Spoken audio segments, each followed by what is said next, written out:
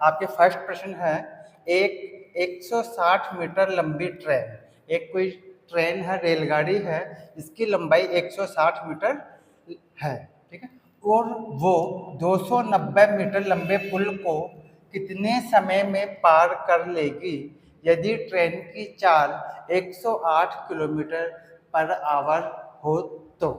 ठीक है, मतलब एक ट्रेन है, ये मान लीजिए ट्रेन हो गई है आपकी, ठीक है, ये ट्रेन है, इस ट्रेन की लंबाई है 160 160 मीटर, ये ट्रेन की लंबाई है, ठीक है। अब इसके आगे क्या है, पुल है भाई, क्या है इसके आगे, पुल, ठीक है, इसके नीचे से मान लीजिए पानी जा रहा और ये ट्रेन इस पुल को पार करती है, इस पुल की जो लंबाई है वो है 290 290, इस पुल की लंबाई कितनी है भाई, 290 मीटर, 290 मीटर इस पुल की लंबाई है।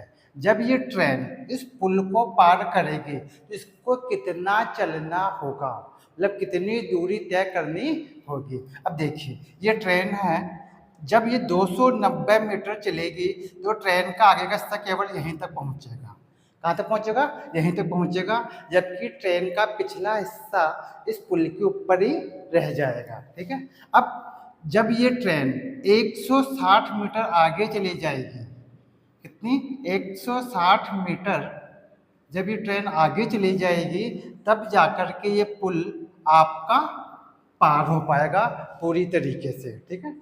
तो इस ट्रेन को पुल पार करने के लिए टोटल कितना चलना पड़ेगा, 160 प्लस 290, 160 प्लस 290 मीटर इसको चलना होगा, तभी ये आपका पुल पार होगा, ठीक है। अब देखिए यहाँ पर पहले हम लिख लेते हैं, यहाँ पे ट्रेन की लंबाई, ट्रेन की जो लंबाई है वो कितनी है, 160 160 मीटर, ठीक है। पुल की लंबाई, पुल की लंबाई जो है वो है 290 290 मीटर, ठीक है। अब देखिए पुल को पार करने के लिए, ठीक है, तय की गई कुल दूरी, ठीक है, लेंगे पुल पार करने में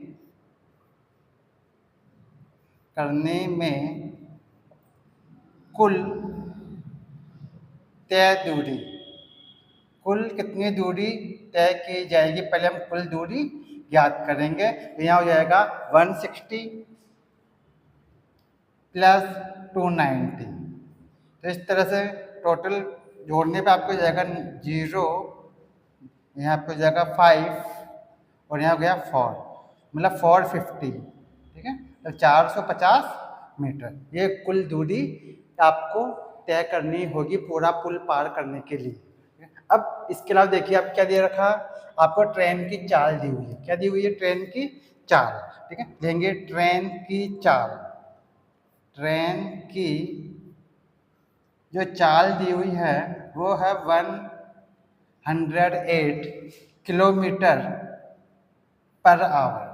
यहाँ ध्यान देने वाली बात यह है कि ट्रेन की जो चाल है वो किलोमीटर प्रति घंटे के अंदर आपको दे रखी है, जबकि जो दूरी है वो किसके अंदर है भाई, मीटर के अंदर है, दूरी तो बहुत कम है, जबकि ट्रेन की जो स्पीड है, जो चाल है वो क्या काफ़ी ज़्यादा है, इसलिए इसको हम मीटर प्रति सेकंड के अंदर चेंज करेंगे, क्योंकि मैंने आपको बताया था कि आपकी दूरी और चाल दोनों का मात्रक सेम होना चाहिए, एक जैसा होना चाहिए। अगर दूरी आपकी मीटर में है तो आपकी चाल भी मीटर के अंदर ही होनी चाहिए। हाँ, समय आप मिनट या सेकंड किसी में भी ले सकते हैं, ठीक है, मिनट में भी ले सकते हो, सेकंड में भी ले सकते हैं, उसको हम देख लेते हैं कि दूरी बहुत ज़्यादा कम है हम समय को सेकंड में चेंज कर लेते हैं, और अगर दूरी कुछ ज़्यादा है तो समय को मिनट में भी ले लेते हैं, ठीक है। अब देखिए पहले हम इस चाल को चेंज करेंगे, उसके बाद हम समय ज्ञात करेंगे, ठीक है। अब देखिए जैसे साफ करते हैं, हम इस ट्रेन को हटा देते हैं, अब देखिए इधर कर लेते हैं हम, ठीक है, इधर कर लेते हैं, ठीक है। अब देखिए ये जो चाल है ये आपके किलोमीटर पर आवर में दी हुई है, ठीक है, मतलब किलोमीटर प्रति घंटे के रूप में दे रखी है। इसको हम चेंज करेंगे मीटर प्रति सेकंड में। तो यहाँ पे जो किलोमीटर है इसको हम मीटर में चेंज करने के लिए किससे गुणा करेंगे? 1000 से 1000 से। क्यों? क्योंकि 1 किलोमीटर में 1000 मीटर होता है इसलिए। ठीक है, तो लिखेंगे यहाँ पे चाल आपकी हो जाएगी इस तरीके से 108 इंटू 1000 अपॉन, यहाँ पे समय कितना दिया हुआ? पर आवर, 1 घंटा। तो 1 घंटे को हम चेंज करेंगे सेकंड के अंदर, तो 1 इंटू 60 इंटू 60। ठीक है, 2 बार मल्टीप्लाई करना पड़ेगा। ये 1 टाइम मल्टीप्लाई करेंगे तो मिनट बन जाएगा, और दोबारा मल्टीप्लाई करेंगे तो सेकंड में चेंज हो जाएगा। ठीक है, अब देखिए यहाँ पे 0 0 कट जाएगी ये, और यहाँ पे 1 0 से 1 0 ये कट जाएगी। 6 का इसमें डिवाइड करेंगे तो यहाँ हो जाएगा 1, और यहाँ पे हो जाएगा 8, और 6 का फिर इसमें डिवाइड करेंगे तो 3। ठीक है, तो यहाँ पे आपकी चाल आ जाएगी इस तरीके से 30 मीटर पर सेकंड। ठीक है, पर सेकंड। आपने ये चाल थी जो कि किलोमीटर पर आवर में थी, किलोमीटर प्रति घंटे में थी, उसको हमने मीटर प्रति सेकंड में चेंज कर लिया। क्यों चेंज किया? क्योंकि हमारी जो दूरी है वो किस में है? मीटर में है। अब हम जब समय ज्ञात करेंगे तो हमारा समय सेकंड में ही हमको ज्ञात हो जाएगा। ठीक है, इसीलिए हमने इसको सेकंड में चेंज कर लिया समय को, और दूरी को मीटर में चेंज कर लिया। अब हम क्या करेंगे? फार्मूला लगाएंगे, क्योंकि हमको क्या ज्ञात करना है इसमें? समय। ठीक है, इसमें आपको समय ज्ञात करना है, कितने समय में पार करेगी। ठीक, तब लगाएंगे समय का फार्मूला। समय बराबर क्या होता? मैंने बताया था आपको, समय इक्वल टू होता दूरी, कुल दूरी अपॉन चाल। ठीक है, ये आपका समय का फार्मूला होता है भाई। ठीक है, तो यहाँ पे समय ज्ञात करेंगे तो जाएगा समय इक्वल टू, कुल दूरी कितनी है भाई आपकी?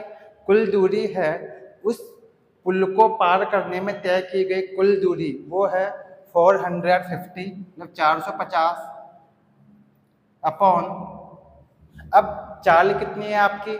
मीटर प्रति सेकंड में। हम इस चाल को काम में लेंगे, इसको काम में नहीं लेंगे। क्यों? क्योंकि किलोमीटर प्रति घंटे में थी, और हमारी चाल किसमें होनी चाहिए? मीटर पर सेकंड में होनी चाहिए, क्योंकि दूरी मीटर में है इसलिए। तो हम लिखेंगे 30। ठीक है, तो यहाँ पे 0 से 0 कट जाएगी, और यहाँ पे आपका समय हो जाएगा 15 सेकेंड। 15 सेकेंड, ये आपका समय आ गया। ठीक है भाई, समझ में आया कुछ? सबसे पहले हमने कुल दूरी ज्ञात की। ठीक है, कुल दूरी कैसे ज्ञात की? दोनों को जोड़ के कुल दूरी ज्ञात की। आपको जो चाल दे रखी थी किलोमीटर पर आवर, मतलब किलोमीटर प्रति घंटे में दे रखी थी, इसको हमने पहले मीटर प्रति सेकंड में चेंज किया, फिर हमने समय का फार्मूला लगाया, और फार्मूला लगा करके हमने समय ज्ञात कर लिया। इसका अर्थ ये हुआ कि 160 मीटर लंबी ट्रेन 290 मीटर लंबे पुल को 108 किलोमीटर प्रति घंटे की चाल से 15 सेकंड में पार कर लेगी पूरी तरीके से। ठीक है स्टूडेंट्स, अब देखिए